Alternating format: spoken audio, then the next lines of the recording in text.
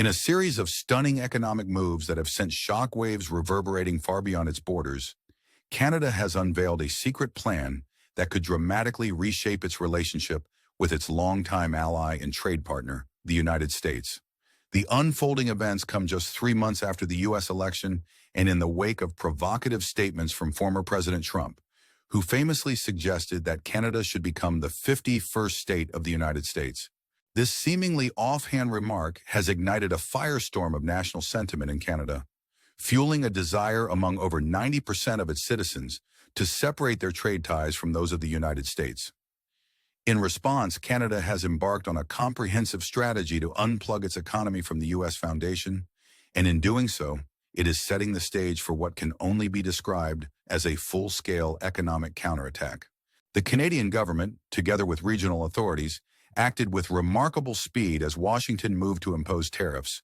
Before the dust had even settled, Canada had nimbly pivoted its trade strategy, securing the expansion of the CTA agreement with the European Union within just a few months. Bilateral trade between Canada and other partners has surged by an unprecedented 65%, as capital, technology, and resources that once flowed predominantly into the American market have now diverted toward Europe.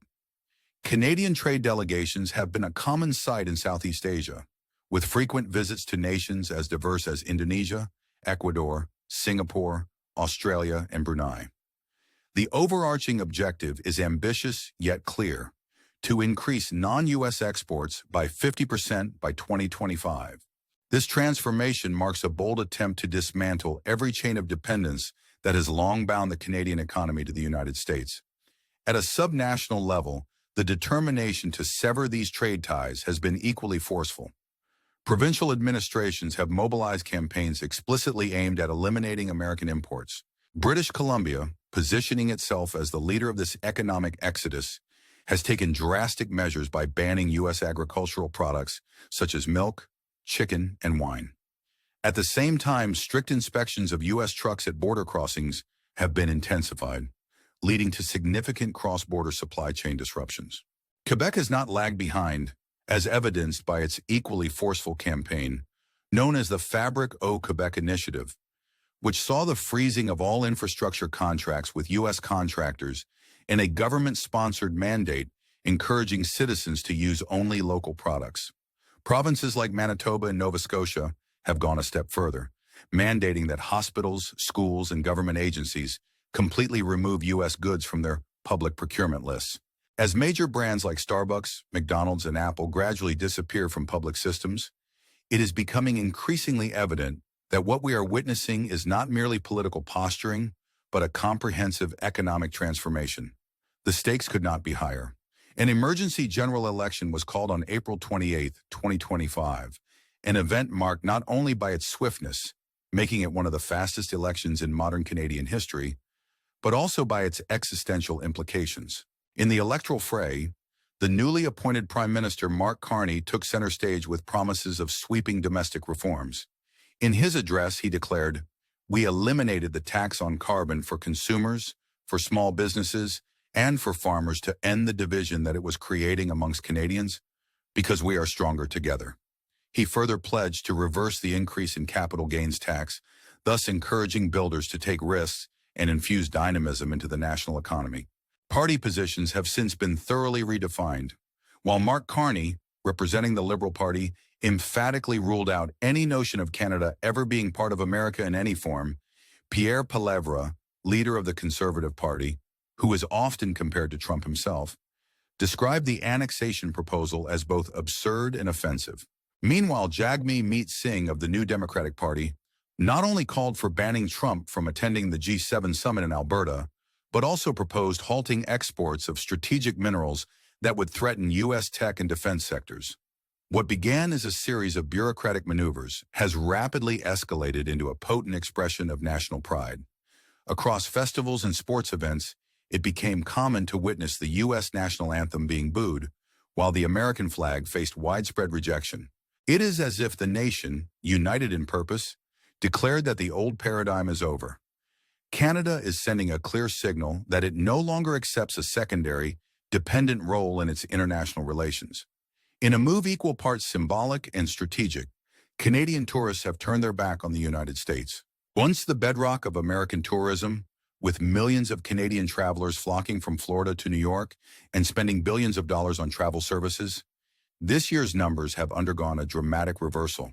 According to the Old Orchard Beach Tourism Council, Canadian tourists, who previously accounted for 40% of visitors, have now sharply dropped in number, with reports from hotel owners such as Sterling Morrison in Maine, indicating that over 90% of Canadian customers have canceled their trips. This boycott is not merely an expression of economic dissatisfaction, it is a powerful political statement. The tourism industry, which once served as a mutual benefit pipeline between the two neighboring nations, is now bearing the brunt of escalating trade tensions and hostile rhetoric.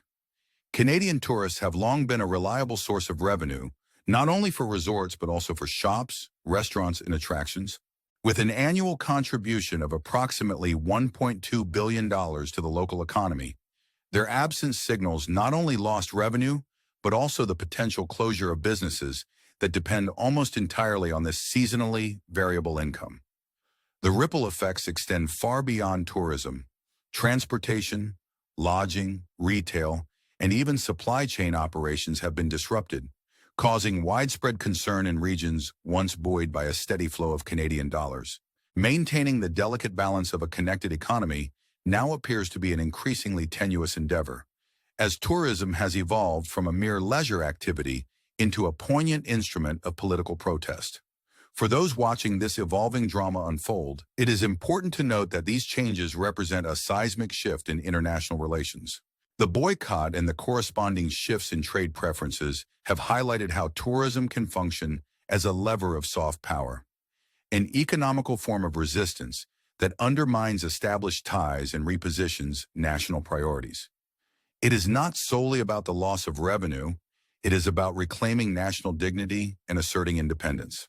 The economic benefits that once flowed freely between the United States and Canada are in jeopardy, and the resulting economic fallout is beginning to take shape in unexpected ways.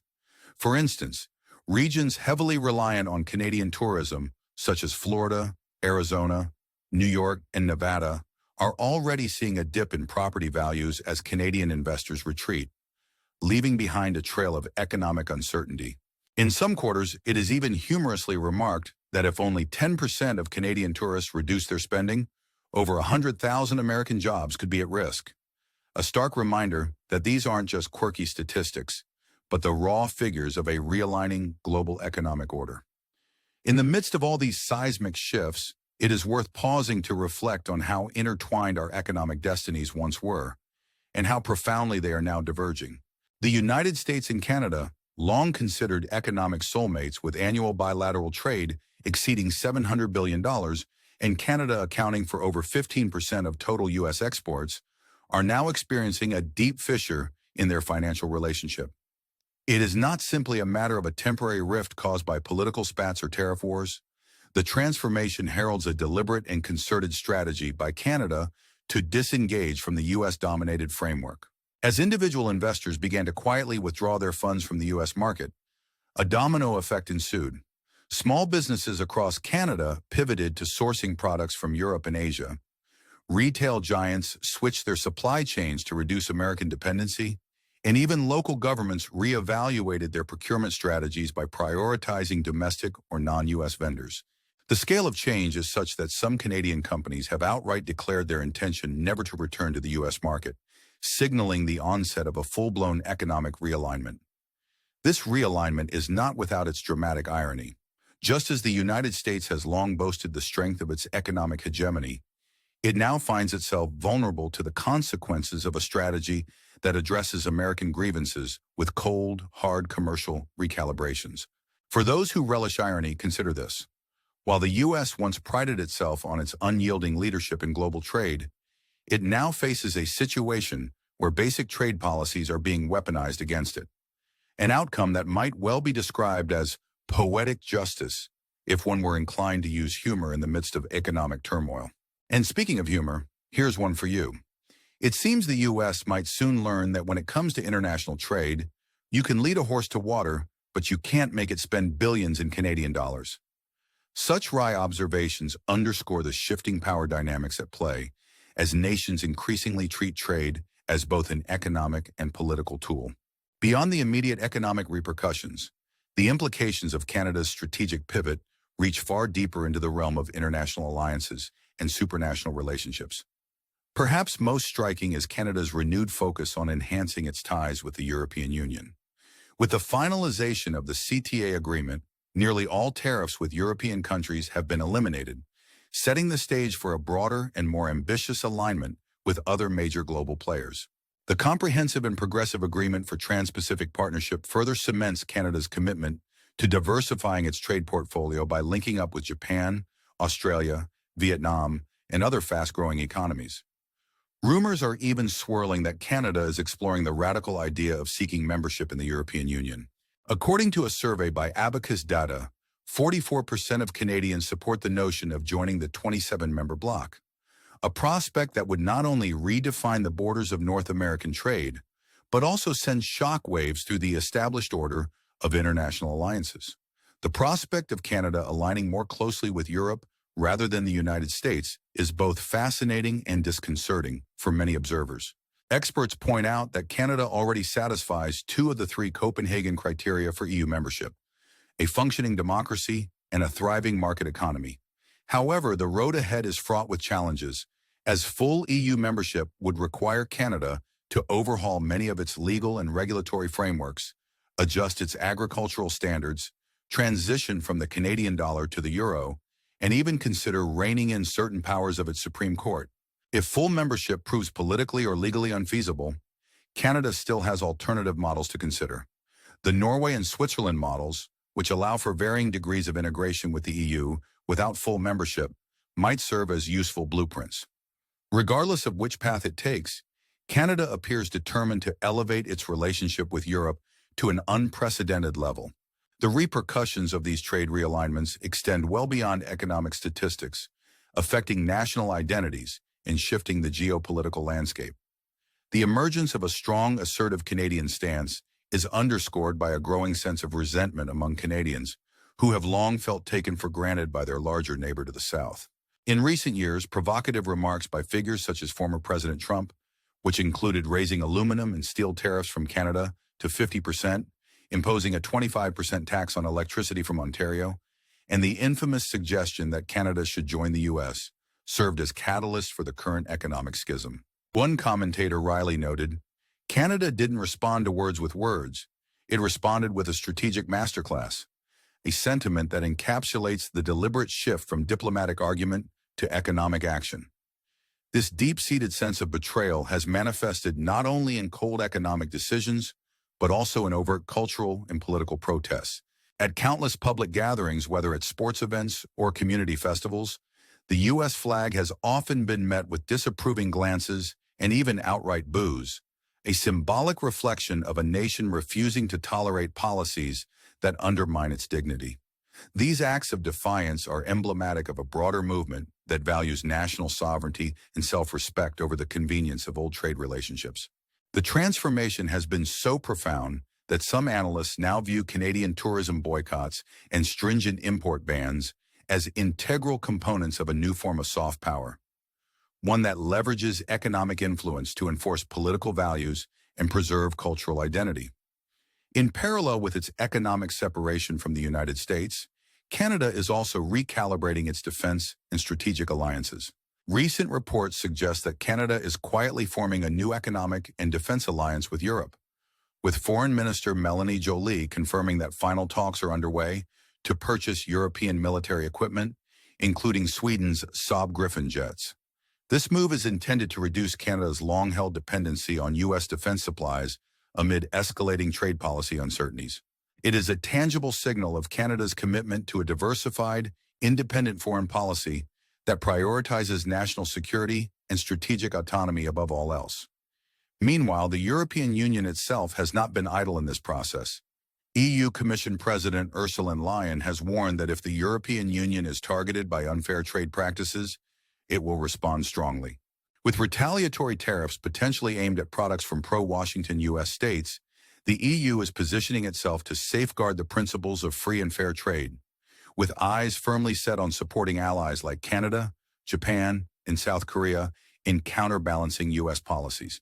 The scale of these changes is enormous, and it forces us to confront the very real possibility that the long-standing economic bond between Canada and the United States, a relationship valued at over $700 billion in trade and linked to more than 100,000 jobs, may be irreparably altered. The implications are not confined to the realm of trade alone. They extend to the cultural and symbolic ties that have bound the two nations together for decades. By pulling investments, halting travel, and systematically dismantling its economic reliance on the U.S., Canada is rewriting the rules of engagement. It is no longer willing to be the subordinate partner in a relationship that has increasingly been characterized by mistrust, resentment, and diverging strategic interests. For those of you watching and absorbing this cascade of economic realignment, I'd like to invite you to subscribe to our channel and share your thoughts on this fascinating transformation. Your likes and comments not only help us grow our community of informed viewers, but also add to the broader conversation about how these seismic shifts might reshape global trade and diplomacy. What is your take on Canada's bold move away from the United States? Do you believe that these actions will yield a more balanced and mutually respectful international economic order? Or will they further strain relations between two historically intertwined nations? As we peer into the unfolding future, it becomes evident that the decision to realign trade relationships is not a mere reaction to short-term pressures. It represents a calculated, strategic realignment of a nation's priorities. A move driven by centuries of economic tradition, national pride, and a deep-seated desire for true autonomy. The American market, once seen as the cornerstone of prosperity, now finds itself confronted with a series of economically charged actions that strike at the very heart of its influence. Industries such as real estate, tourism, logistics, and even agriculture in key regions are beginning to feel the pinch. For instance, states like New York, Nevada, and California, which have long welcomed millions of Canadian visitors, are now witnessing declines in property values and revenue losses that threaten to destabilize local economies. It is a stark reminder that in today's interconnected world, no nation is immune to the repercussions of decoupling long-established economic partnerships. Amid all these dramatic shifts and economic recalibrations, it would be a travesty not to highlight the very human element underpinning these decisions. Across Canada's sprawling cities and quiet rural communities alike, there is a palpable sense of anticipation and caution about the future. The decisions made today will reverberate across generations, influencing not only trade balances and GDP figures, but also the individual lives of countless Canadians who have, for generations, depended on the close-knit economic structure shared with the United States. It brings to mind the sardonic observation that if the U.S. wanted to mend its relations with Canada, perhaps it should consider offering something more tangible than just grievances and tariffs, a genuine show of respect for Canadian sovereignty. After all, as some might quip with a wry smile, America may have the burger, but Canada has the maple syrup of independence. Yet the situation remains fluid. With the U.S. reeling from this unexpected economic backlash, it now faces a choice. Will it attempt to patch up the fissures by altering its policies and showing genuine respect for its northern neighbor? Or will it double down on protectionist strategies that could further alienate Canada? And if Canada's bold experiment in economic detachment and realignment with Europe succeeds, what message does this send to other allied nations that have long taken American largesse for granted? Could we be witnessing the early tremors of a broader realignment in global economic power structures, where once unconditional allegiance gives way to strategic autonomy and principled trading practices? It is in these uncertain times that every economic indicator, policy announcement, and transaction takes on amplified significance. The pivot away from entrenched trade relationships is not just a matter of shifting dollars and cents. It is fundamentally about redistributing economic power. The fact that a staggering 75% of Canada's exports were previously linked to the United States underscores the magnitude of the challenge ahead. Canadian policymakers are now tasked with the complex work of rebuilding trade networks that span multiple continents, forging new alliances that can support sustainable growth, and creating an economic environment that is resilient against external shocks. The phased withdrawal from U.S. dependence is, therefore, both a defensive maneuver and an opportunity. a chance to redefine Canada's role on the global stage, establish greater economic flexibility, and perhaps stimulate innovation in ways that a historically insular trade policy might never have allowed. In this context, the role of international trade agreements takes on an even greater strategic importance. The expansion of the CTA agreement with the European Union is not merely a temporary fix, but part of a larger plan to weave Canada into the fabric of a diversified economic community. By eliminating over 90% of tariffs through agreements like the CDI and placing a premium on collaboration in sectors such as technology, sustainable energy, and research, Canada is positioning itself as an adaptive, forward-thinking nation. The European Union, with its robust regulatory framework and strong stance against protectionist measures, provides a counterbalance to the pressures exerted by U.S. trade policies. Moreover, through strategic cooperation in defense, as evidenced by discussions about acquiring Swedish-made Saab Gripen jets, Canada is ensuring that its pivot is comprehensive, affecting both the commercial and strategic dimensions of its bilateral relationships. Ironically, while the U.S. once prided itself on its freewheeling, laissez-faire approach to trade, Canadians are now demonstrating that a focused, principle-driven economic policy can serve as an equally formidable instrument of national power. Canada's deliberate disengagement from an over-reliance on its big neighbor is teaching a valuable lesson. Economic sovereignty is not given. It must be earned through calculated risk-taking and decisive political will. In a move reminiscent of a well-executed chess maneuver, Canada's leadership has sacrificed the short-term gains of easy access to American markets in pursuit of a longer-term vision that promises greater control over its economic destiny. Some may see this as a high-stakes gamble, but when history is written, it may well be remembered as a defining moment when a nation chose to stand by its principles, even if it meant challenging one of the world's most powerful economies. As we contemplate the unfolding events, it is impossible not to consider the broader implications for international relations. The decision by Canada to reduce its economic dependency on the United States and its simultaneous embrace of European partnerships could spur similar strategies among other nations that feel marginal in the current global order. Already there are murmurs in diplomatic circles suggesting that tourism, trade, and even defense alliances may no longer be defined solely by geographical proximity or historical bonds, but by shared principles of respect, fairness, and economic autonomy. In a world where trade policies can be as potent a weapon as military might, the recalibration of Canada's economic compass may be the harbinger of a new era in global commerce, one in which the old adage, "Don't bite the hand that feeds you," takes on a radically different meaning when the hand itself becomes a symbol of constrained power. At this critical juncture, one cannot help but ask, how will the United States respond to these developments? Will American policymakers recognize the urgent need to recalibrate their approach, balancing national interests with respect for their long-standing ally? Or will they continue down a path that only deepens the divide? The answer to this question could very well dictate the future dynamics of not only U.S.-Canada relations, but also the broader Western alliance. With trade tensions, cultural resentment, and economic recalibrations all converging in a high-stakes mix, the coming months and years promise to offer insights as dramatic as any political thriller. And if you find this analysis engaging, be sure to hit that subscribe button and drop a comment or like below. Your participation helps drive the conversation and ensures you never miss out on our in-depth coverage of these unfolding events. In a fascinating twist, while Canadian officials have been busy dismantling old dependencies, eyes have also turned to innovations and shifts in cross-continental economics, notably evidenced by events in Europe.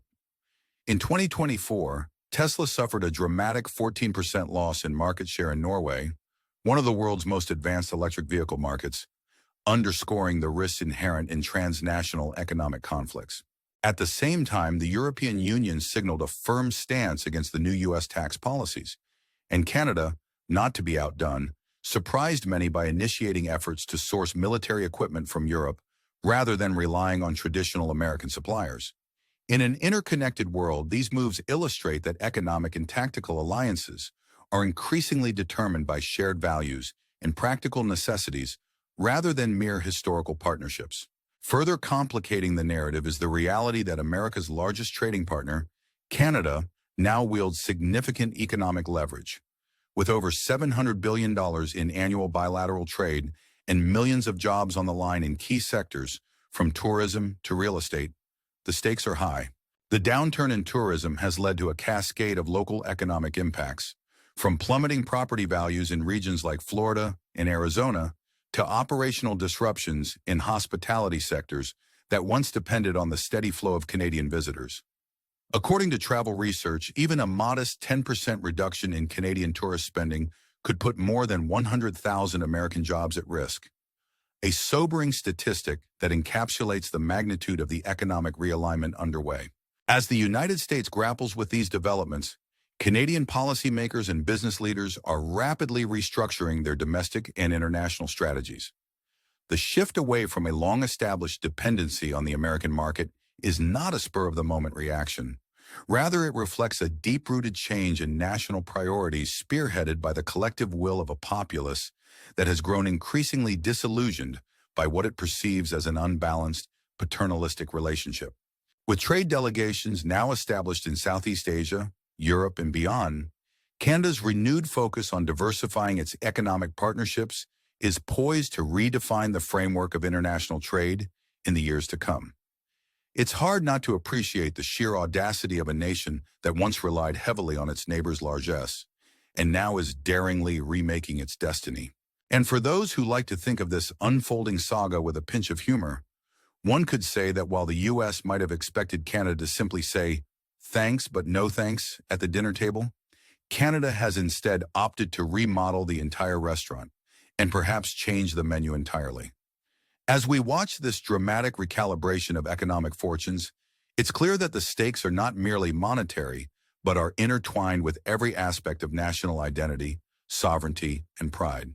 In the end, the transformation we see today in Canada is far more than a series of policy announcements or tariff adjustments. It is an affirmation of a country's right to chart its own course, even if that course diverges sharply from the practices and expectations of long-held alliances. The emerging pattern is one of active disengagement from a system that no longer reflects the values of mutual respect and partnership. Instead, Canada's deliberate pivot towards a more diversified, self-reliant economic framework signals not only a new chapter in its own history, but also a potential realignment in the global economic order. Will the United States, confronted by these challenging recalibrations, reassess its foreign policy and trade strategies? Will other nations emboldened by Canada's actions consider similar shifts? These questions remain open and demand thoughtful contemplation as the economic landscape continues its rapid transformation. In conclusion, as this story of economic realignment and national resurgence unfolds, we stand at a crossroads where history, politics, and commerce intersect in ways that are both unpredictable and profoundly consequential. The moves made by Canada are deliberate signals that demand the attention of both policymakers and everyday citizens alike.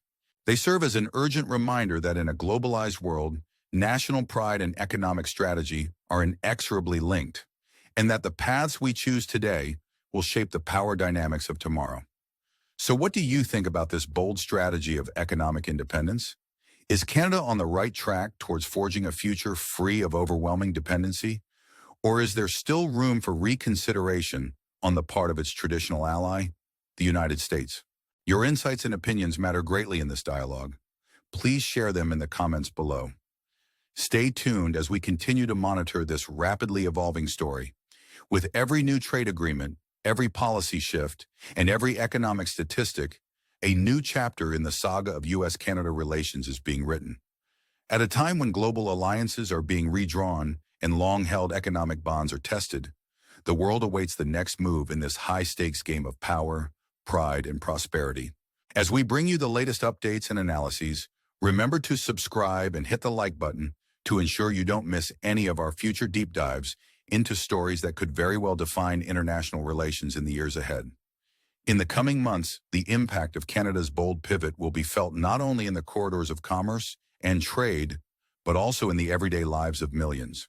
From the disruption of established supply chains and the stalling of cross-border tourism to the reshaping of defense alliances and the redefinition of cultural identities, Canada's actions remind us all that economic independence is both a right and a responsibility, a project that demands courage, foresight, and a willingness to embrace change.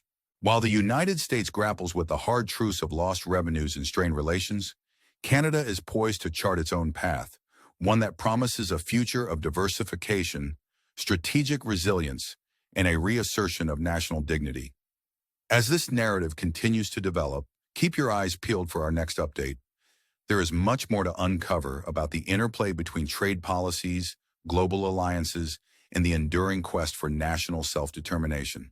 The world is changing, and with that change comes the opportunity to redefine what it means to be an independent nation in the modern era. Thank you for joining us on this journey of discovery and analysis. We eagerly await your thoughts in the comments and encourage you to subscribe for more insightful coverage of this and other critical global developments.